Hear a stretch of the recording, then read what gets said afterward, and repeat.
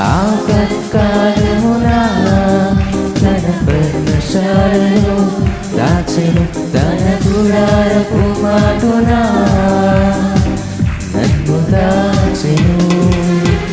ఆశ్రయదుర్గముపై నన్ను ఎక్కించెను. ఆశ్రయదుర్గముపై నన్ను ఎక్కించెను. యెహోవా ప్రాణదుర్గము, నేను ఎవరికి వెరతును. నా చేయి విడువని దేవుడుండగా నేను భయపడను. మళ్ళీ చెప్తామండి.